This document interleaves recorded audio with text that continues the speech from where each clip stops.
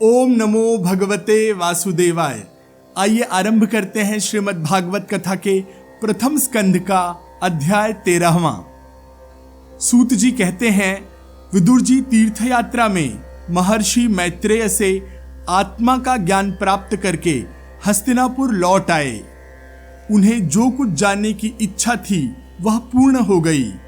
विदुर जी ने मैत्रेय ऋषि से जितने प्रश्न किए थे उनका उत्तर सुनने के पहले ही श्री कृष्ण में अनन्य भक्ति हो जाने के कारण वे उत्तर सुनने से उपराम हो गए।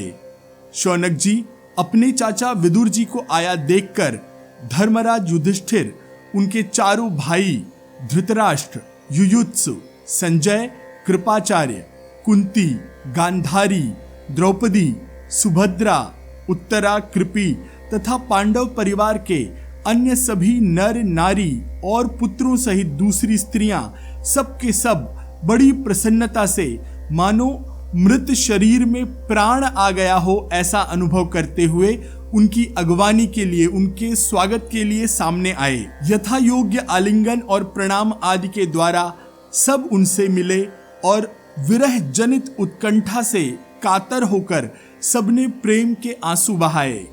युधिष्ठिर ने आसन पर बैठाकर उनका यथोचित सत्कार किया। जब वे भोजन एवं विश्राम करके सुखपूर्वक आसन पर बैठे थे, तब युधिष्ठिर ने विनय से झुककर सबके सामने उनसे कहा। युधिष्ठिर ने कहा, चाचा जी, जैसे पक्षी अपने अंडों को पंखों की छाया के नीचे रखकर उन्हें सेते और बढ़ाते हैं, वैसे ही आपने अत्यंत वात्सल्य से अपने कर कमलों, अपने हाथों की छाया में हमको पाला और पोसा है। बार बार आपने हमें और हमारी माता को विषदान और लाक्षागृह के दाह आदि विपत्तियों से बचाया है। क्या आप कभी हम लोगों की भी याद करते रहे हैं? आपने पृथ्वी पर विचरण करते समय किस वृत्ति से जीवन निर्वाह किया, कैसे जीवन बिताया? आपने पृथ्वी तल पर किन किन तीर्थों और मुख्य क्षेत्रों का सेवन किया? प्रभु, आप जैसे भगवान के प्यारे भक्त स्वयं ही तीर्थ स्वरूप होते हैं। आप लोग अपने हृदय में विराजमान भगवान के द्वारा तीर्थों को भी महातीर्थ बनाते हुए विचरण करते हैं।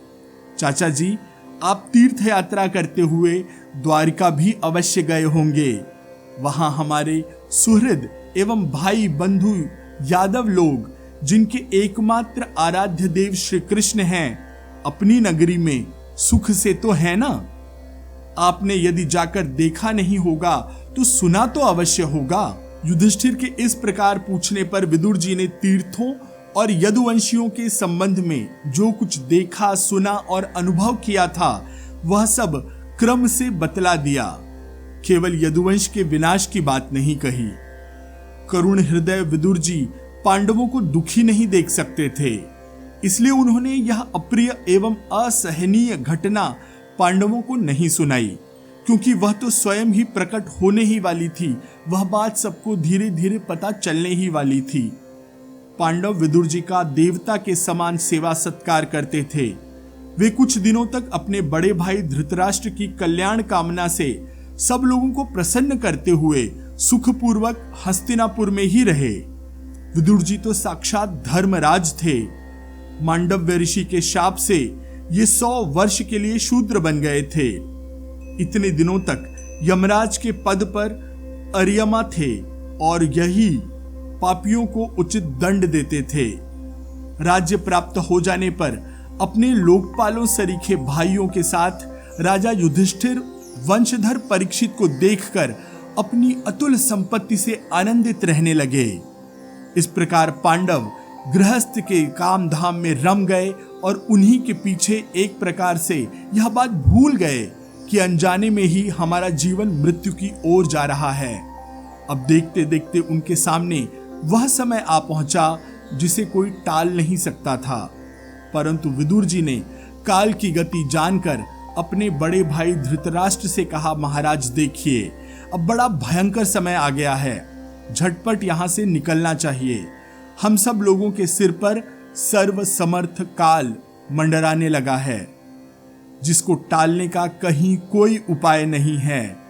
काल के वशीभूत होकर जीव का अपने प्रियतम प्राणों से भी बात बात में वियोग हो जाएगा, फिर धन जन आदि दूसरी वस्तुओं की तो क्या ही बात है। आपके चाचा ताऊ भाई सगे संबंधी और पुत्र सभी मारे गए हैं। आपकी उम्र भी ढल चुकी है, शरीर बुढ़ापे का शिकार हो गया है। आप पराए घर में पड़े हुए हैं। ओह, इस प्राणी को जीवित रहने की कितनी प्रबल इच्छा होती है। इसी के कारण तो आप भीम का दिया हुआ टुकड़ा खाकर एक कुत्ते के समान जीवन बिता रहे हैं, जिनको आपने आग में जलाने की चेष्टा की, कोशिश की, विष देकर मार डालना चाहा, भरी सभा में जिनकी विवाहित पत्नी को अपमानित किया, जिनकी भूमि और धन छीन लिए, उन्हीं के अन्न से पले हुए प्राणों को रखने में क्या गौरव, क्या सम्मान।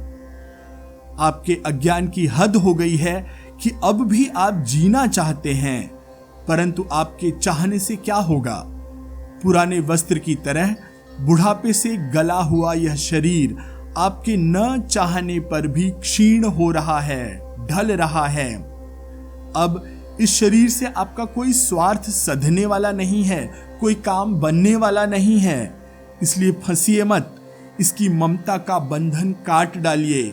जो संसार के संबंधियों से अलग रहकर उनके अनजान में अपने शरीर का त्याग करता है, वही धीर कहा गया है। चाहे अपनी समझ में हो या दूसरे के समझाने से, जो इस संसार को दुख रूप समझकर इससे विरक्त हो जाता है, इससे अपना मोह छोड़ देता है और अपने अंतःकरण को वश में करके हृदय में भगवान को धारण कर लेता है, सन्यास के लिए घर से निकल पड़ता है, वही उत्तम मनुष्य है।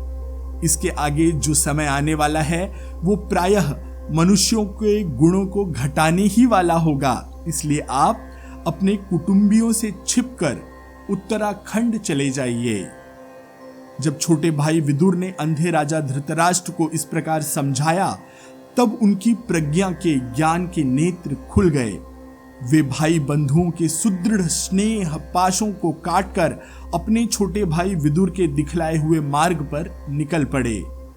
जब परम पतिव्रता सुबल नंदिनी गांधारी ने देखा कि मेरे पतिदेव तो हिमालय की यात्रा कर रहे हैं, जो सन्यासियों को वैसा ही सुख देता है जैसा वीर पुरुषों को लड़ाई के मैदान में, जंग के मैदान में अपने शत्रु के द्वारा दिए किए न्यायोचित प्रहार से होता है, तब वे भी उनके पीछे पीछे चल पड़ी। अजात शत्रु युधिष्ठिर ने प्रातः काल संध्या वंदन तथा अग्निहोत्र करके ब्राह्मणों को नमस्कार किया और उन्हें तिल, गौ, भूमि और सुवर्ण का दान किया। इसके बाद जब वे गुरुजनों की चरण वंदना के लिए राजमहल गए, तब उन्हें धृतराष्ट्र, विदुर तथा गांधारी के दर्शन नहीं हुए। युधिष्ठिर ने उद्विग्न चित्त होकर बैठे संजय जी से पूछा, संजय, मेरे वे वृद्ध और नेत्रहीन पिता धृतराष्ट्र कहाँ हैं?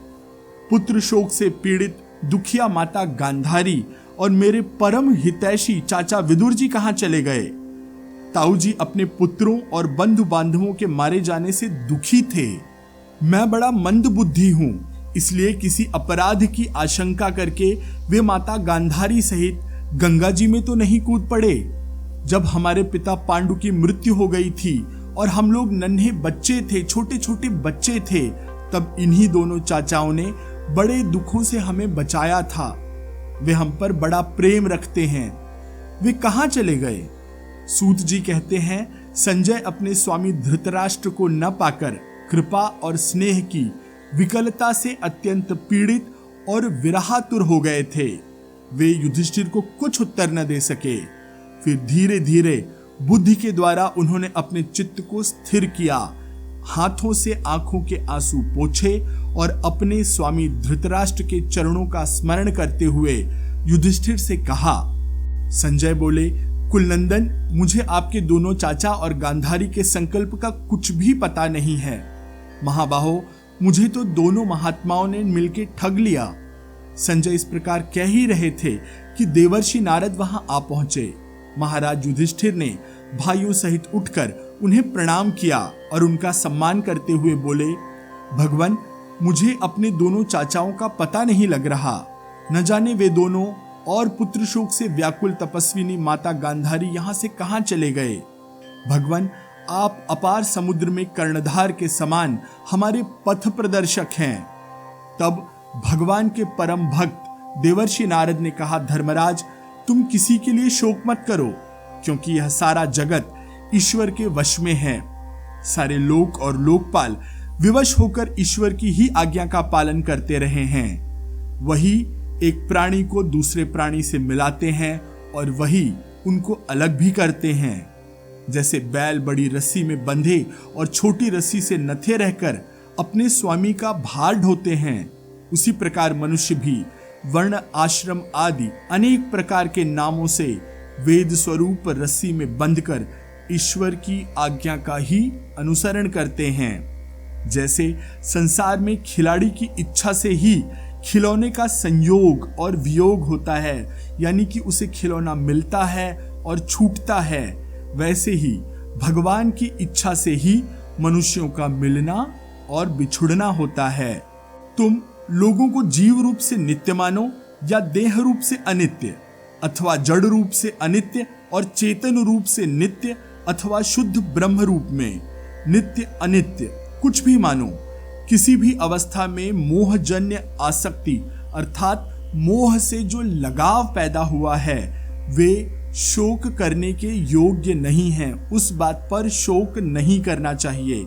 इसलिए धर्मराज, वे दीन दुखी चाचा चाची असहाय अवस्था में मेरे बिना कैसे रहेंगे? इस अज्ञान जन्य यानी कि अज्ञान से उपजे मन की विकलता को छोड़ दो। यह 5 भौतिक शरीर काल, कर्म और गुणों के वश में है। अजगर के मुंह में पड़े हुए पुरुष के समान यह पराधीन शरीर दूसरों की क्या रक्षा कर सकता है? यह तो खुद विवश है। हाथ वालों के बिना हाथ वाले, 4 पैर वाले पशुओं के बिना पैर वाले अर्थात तृण आदि, और उनमें भी बड़े जीवों के छोटे जीव आहार हैं। इस प्रकार एक जीव दूसरे जीव के जीवन का कारण बन रहा है।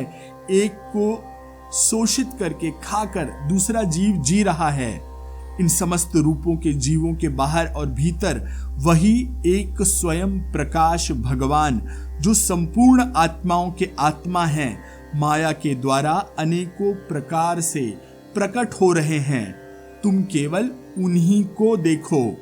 महाराज, समस्त प्राणियों के जीवन दान देने वाले वे भगवान इस समय पृथ्वी तल पर देवद्रोहियों का नाश करने के लिए काल रूप से अवतीर्ण हुए हैं। उनका अवतार हो गया है। अब वे देवताओं का कार्य पूरा कर चुके हैं। थोड़ा सा काम और शेष है, उसी के लिए वे रुके हुए हैं। जब तक वे प्रभु यहाँ हैं तब तक तुम लोग भी उनकी प्रतीक्षा करते रहो।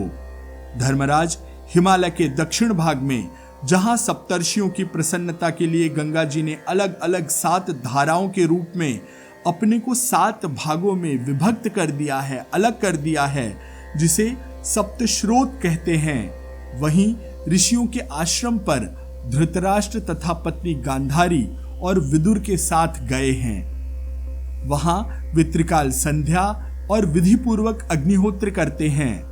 अब उनके चित्त में किसी प्रकार की कामना या इच्छा शेष नहीं है। वे केवल जल पीकर शांत चित्त से निवास करते हैं। आसन जीतकर प्राणों को वश में करके उन्होंने अपनी 6 इंद्रियों को विषयों से लौटा लिया है। भगवान की धारणा से उनके तमोगुण, रजोगुण और सत्वगुण के मल मैल नष्ट हो चुके हैं। उन्होंने अहंकार को बुद्धि के साथ जोड़कर और उसके क्षेत्रज आत्मा में लीन करके उसे भी महाकाश में घटाकाश के समान सर्वाधिष्ठान में ब्रह्मा में एक कर दिया है। उन्होंने अपनी समस्त इंद्रियों और मन को रोककर समस्त विषयों को बाहर से ही लौटा दिया है और माया के गुणों से होने वाले परिणामों को सर्वथा मिटा दिया है। समस्त कर्मों का संन्यास करके वे इस समय ठूंठ की तरह स्थिर होकर बैठे हुए हैं। अतः तुम उनके मार्ग में विघ्न मत बनना। धर्मराज, आज से 5वें दिन वे अपने शरीर का परित्याग कर देंगे और वह भस्म हो जाएगा। गर्हपत्यादि अग्नियों के द्वारा पर्णकुटी के साथ अपने पति के मृतदेह को जलते देखकर बाहर खड़ी हुई साध्वी गांधारी भी पति का अनुगमन करते हुए उस अग्नि में प्रवेश कर जाएगी। धर्मराज विदुर जी अपने भाई का आश्चर्यमय मोक्ष देखकर हर्षित और वियोग देखकर दुखित होते हुए वहां से तीर्थ सेवन के लिए चले जाएंगे। देवर्षि नारद ऐसा कहकर अपने तंबूरे के साथ स्वर्ग को चले गए। धर्मराज युधिष्ठिर ने उनके उपदेशों को हृदय में धारण करके शोक को त्याग दिया। तो आज की ये कथा, ये अध्याय 13वां यहाँ पर समाप्त होता है। शेष कथा अगले अंक में। मैं आशीष पी मिश्रा आपसे आज्ञा लेता हूँ। ओम नमो भगवते वासुदेवाय।